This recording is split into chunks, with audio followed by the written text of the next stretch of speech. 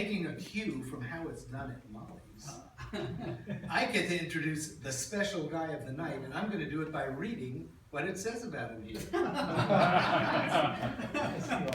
And yeah, Albert DeGenova is a prize-winning poet, editor, teacher, and Blue Sack Films. We knew that. He's the author of 2 books of poetry, well, way beyond that. The Bluing Hours and Backbeat, and 3 chapbooks, A Tender Spot, Postcards to Jack, and A Good Hammer. In June of 2000, he launched the literary arts journal After Hours, yay, for which he continues as publisher and editor. DeGenova received his MFA in writing from Spalding University. Al DeGenova is living proof that something worthwhile can come out of an MFA program.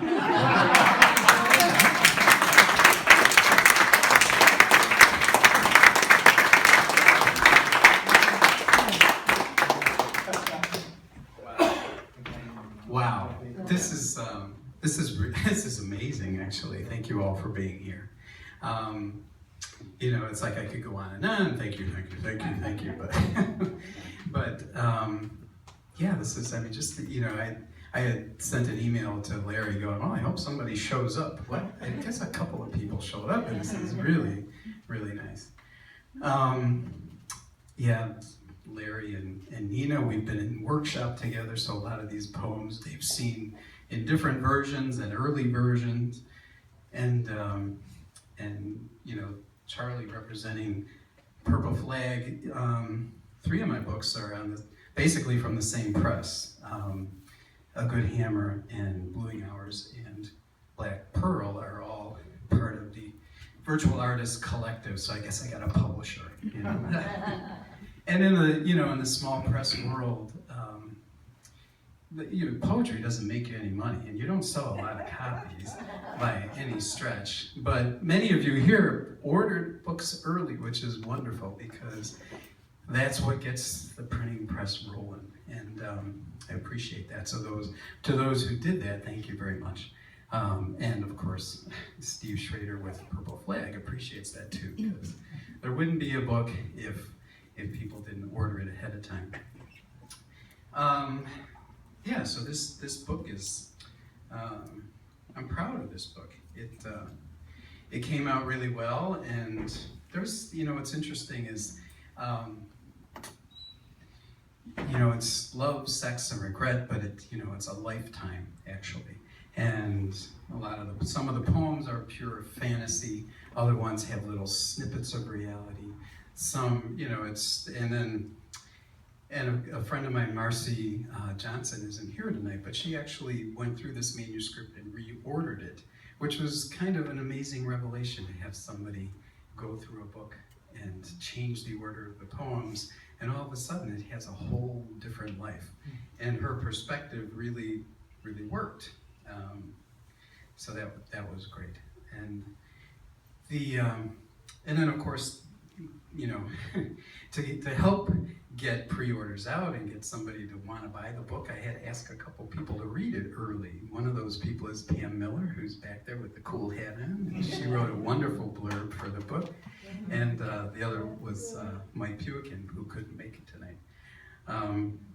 So anyway, enough of those thank yous. Thank you to everybody who performed, my family. It's great to have everybody here. My mom is here, if anybody didn't know that. My brother and sister and family. Wow. And so there's all kinds of, it's a whole thing. So let's get to the poetry. I'm going to read this first poem is after reading some Thich Nhat Hanh, who's a Buddhist monk, and many of you I'm sure have heard of him. But he wrote a book and talked about child mind. The mind of the child is just completely open, or beginner mind. So that concept is where this poem came from. O holy naked robe. In your most naked robe, my endless curiosity. O holy, these 30 years of thick and thin hips, of the full moon of pregnancy, the blue-white pearls of nursing nipples, perfume of lavender baths, musk of garden days, full breasts, those rising suns of infinite morning, those full ladles of red wine midnight, the ebbing, flowing delta of life where I sing my blues of salvation. Naked arms cradling baskets of bread, naked hands that peel apples, the navel where tears pool the overflowing years. The stretch of smooth calf, pointing toes, their painted purple vanity, the tireless spine mapping our journey, breath of skin, a walk in sun-warmed cedars. Oh, holy naked robe, I am a mere beginner, beginning.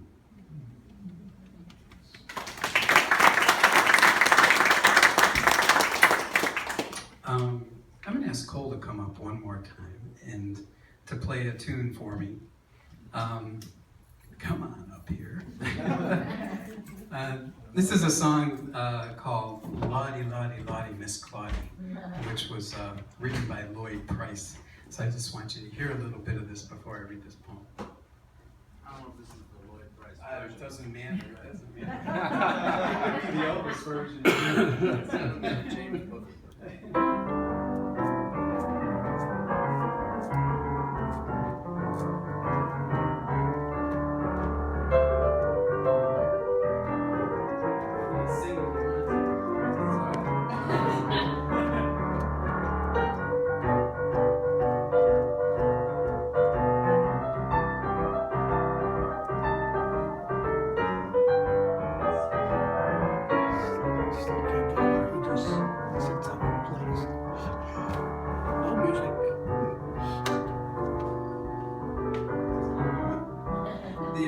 Last week I was having dinner with Margie, and she asked me where poems come from, where the idea is.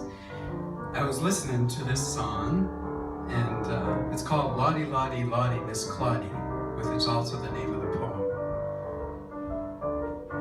From the 1950s R&B reservoir of lyrics that cloud the prosody of my brain, I wish your picture was you.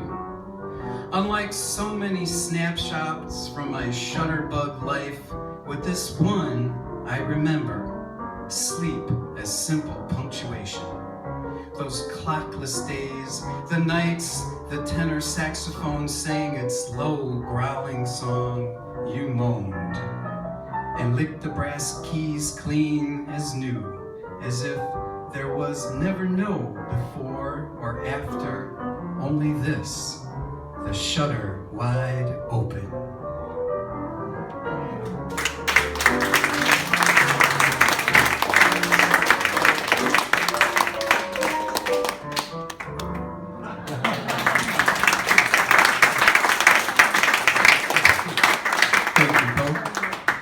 I was almost going to start singing, but I would embarrass myself. Yeah, so you know, poems come from all kinds of places, and that poem literally came out of listening to an old album, which was actually Cole's. The CD was laying around the house. So anyway, Lottie, Lottie, Lottie, Miss Claudie. Elvis singing, lots of people singing, but. And that kind of photographic theme, this next poem is Seconds Make Years. Curling, creased photos tossed across our bed of tangled blue sheets. We don't remember the befores or afters of the flashes, the shutter clicks. Our days then like volleys of cannonballs into a vacant swimming pool, all splash and energy. Tonight, my head on a quiet, cool sea of your breasts, you wear only your salty scent, ageless. Your heart is inside my heart beating, together, together, together, in time to petals dropping one by one on our nightstand. Scent of lilies, scent of this unframed moment, no before, no after, the infinite composing.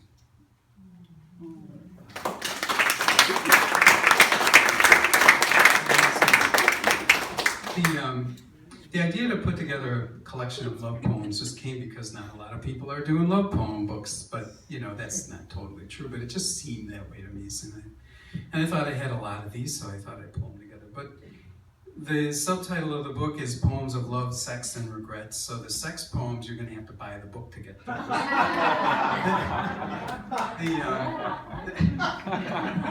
not going to get all the good stuff tonight. So. But then plus my niece is here. So. Anyway, this next poem is a little bit of the regret, and the point is that there are things that, you just don't forget. They're just there in your memory, and no matter what happens in your life, there's things you don't forget. So Artemisia, close your ears. Only for the first line. But this is called Trying to Forget. Jazz and pussy on a sliver of wind tonight. I breathe what I promised to neglect. In all the places I promised not to go again in my mind, under the carpet of time and touches and sheets of sound like poems, scratch into knuckles that neither heal nor forget the sweet and bitter sauce of syncopated seasons, November again and again. You don't have to clap at the time. You don't have to clap whenever you want. And this poem, this came directly out of a line from the movie Lost in Translation. But this poem is called Lost in Translation. The eye of the moon peeks through the cleavage of clouds, one white wink through the inky night. My pockets are picked of reason in a night of bad decisions. The best things in life are always a little dirty. So don't leave, stay here with me, she says. We'll start a jazz band. The unholy ascent of some false god, instincts lost in translation, deep footprints across the belly beach, scars and freckles and stretch marks. I fall again from the unconquerable cliffs, those rocky breasts of desire. So, I'm glad you like it. I'm gonna do less talking and read through, so we can drink some beer and some wine.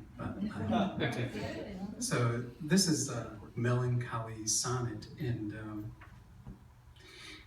the weirdness of this poem is that I teach a class at the Clearing in Door County every summer, and part of the experience at the Clearing is that you get 3 meals a day, and they're really, really great food, and you get a class, and you get to walk around the woods for a week. But one day a week, every year, they serve this unbelievable chocolate sauce and strawberries. And everybody who's been there more than once looks forward to the day that they serve the chocolate sauce with strawberries. So this poem came out of that. Melancholy Sonnet. That day, orgasms were served in a small white bowl of chocolate fudge sauce. We sang Neruda, drank Picasso, dipped our strawberries, licked each other's chins, loved like Spain in 1924. Our moments filled the hourglass above the brim as red wine poured slowly into our bath. You washed my back, I combed your hair. Love young, beloved, before sunset shadows. Beloved, the ache is everlasting. So a little bit of regret, more than kiss. Between lips and lips are Pilsner on draft, pizza with mushrooms, a long lick of chocolate, the bittersweet drip drip of time. Between lips and lips are first breaths of meaning, words like rugged trails and lies with barbed fingers. Between lips and lips is texture of tongues, wet friction of desire, the chapped, cracked ache. Between lips and lips are pink tip of white breast, stiff softness of dark penis, flowing rivers of making. Between lips and lips are farewells to old cities with long sidewalks, piles of forgotten laundry, and peeling yellow eaves.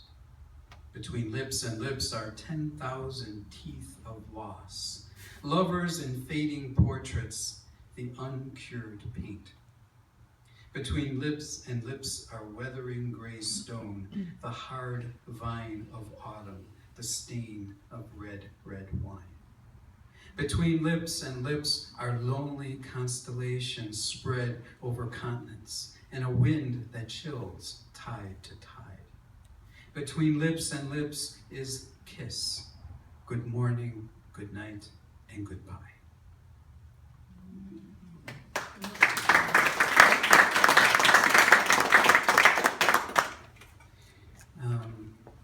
This poem, I guess, is after a while, years of regrets or whatever, or sometimes every now and then those regrets pop up and you don't know where they come from. Among friends. I pour the red wine. To each guest, a personal toast, the eye-to-eye salute. The glass-to-glass clink, the dull sound of full crystal to full crystal that does not chime. This night, the wine is dark, a fine vintage that asks ever so discreetly between the laughs and stories, who here this night has ever hated the morning? Who among this group of friends has thought, tonight I step over the line in front of the train?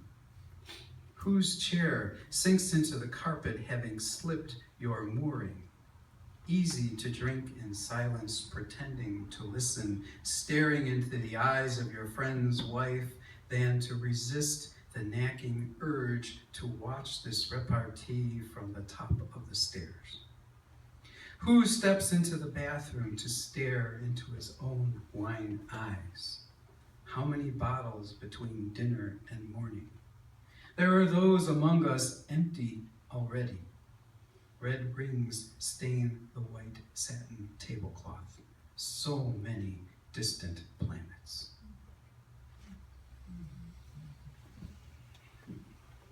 Ooh.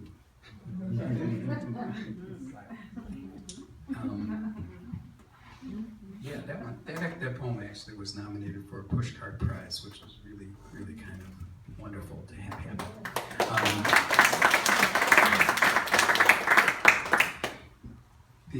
This poem is some fun with sex and what's normally called writer's block. And I take liberties with sonnets. You know, there's no iambic pentameter or rhyming, but they're 14 lines and they have their appropriate breaks. But that's for the poetry geeks. Anyway, Shakespeare blocked. Exploring fresh rhymes underneath Queen Liz's skirts, grasping alabaster thighs and staring into red pubis, I'm lost. She is lovely, not of this planet, pure firecracker energy and hungry for a cheeseburger. Searching for the inspiration of long legs leads to a dark place without words or music. Sing to me again, muse, I have not betrayed you. Whisper in my morning ear, one alabaster dream.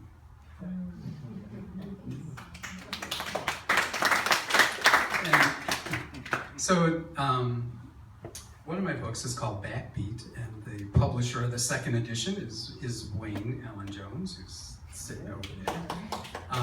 It's kind of cool to have a book in a second edition, and it's only because of Wayne that happened. And everybody, there was a reading. Who put that together? I don't remember who it was. It was the Beats of Chicago, and Charlie was there, and I was there. Wayne put it together. There's not that many beat writers, I guess, left in Chicago, but I'm considered one of them. Even though not much of this is very beat, but it has music to it. This poem is very beat because it's a straight rip-off from Jack Kerouac. Kerouac wrote a book called Mexico City Blues, and each chorus was named. And this poem has only got, 4 choruses, but it's called Riffing the Blues in Baja. Chorus 1. Sunset blues, I need a muse. Pacific blue, you are my muse. Oceanic breathing, heaving of soft, cool breast and loose black hair, silky flowing long and far beyond the end of American land to sunrise in Japan. Chorus 2. Memory, you're a muttering bone, can't trust your sideways smile, that I need $1 to get home stutter, can't trust that ex-lovers have cans that don't expand, nothing stays the same. Yesterday's apple pie gets moldy too. As if she's still smiling that long ago goodbye kiss with hotel sheets pulled up to her chin. Memory, memory, find another mark. I got nothing left. It's a long walk today to the morning elevator, going down. Chorus 3. Cigar and tequila. Last night the violinist wore a black mantilla. This morning, freak out disco, oldies at the pool bar. Give me another margarita, easy on the salt. Again tonight, Mexican jazz musicians mouth phonetic lyrics after midnight. Open the balcony door, the surf sings a baritone lament, waiting all day for the sweet white wine of the August full moon. Chorus 4. Muscle surfed, waves its red flag, warning, foamy, loamy smile, will flush you down, will suck you in. I'm drunk on sunshine and sunburn and SPF 50. The sand is smooth and soft and cool between my toes. Sweet, salty surrender going down.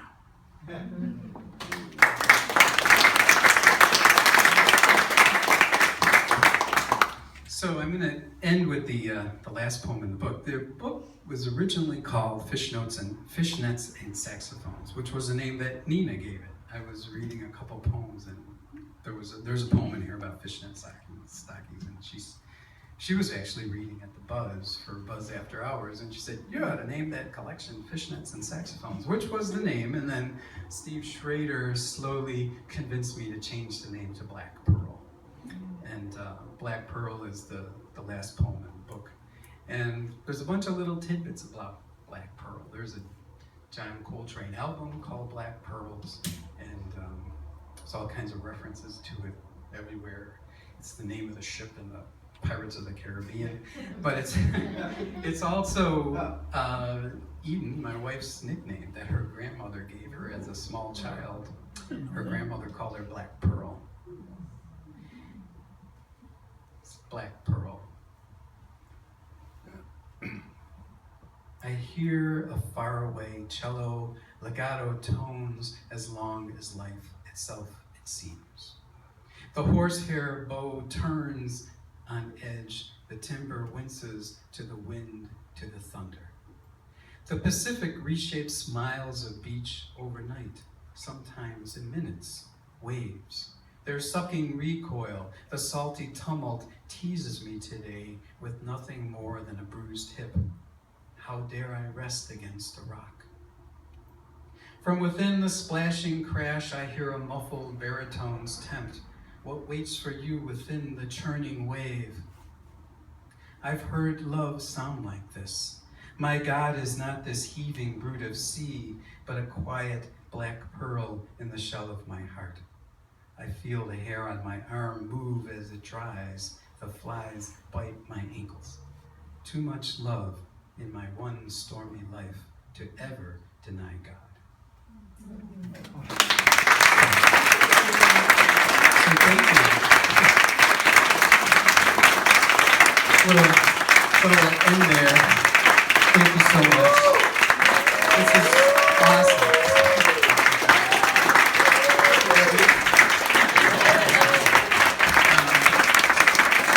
So there are books for sale, of course, but there's plenty of food and wine and beer, and it's a party, so we're celebrating the book. Thank you all for being here. Thank my friends for reading poems and my family for performing. It's great. It's just wonderful. So thank you.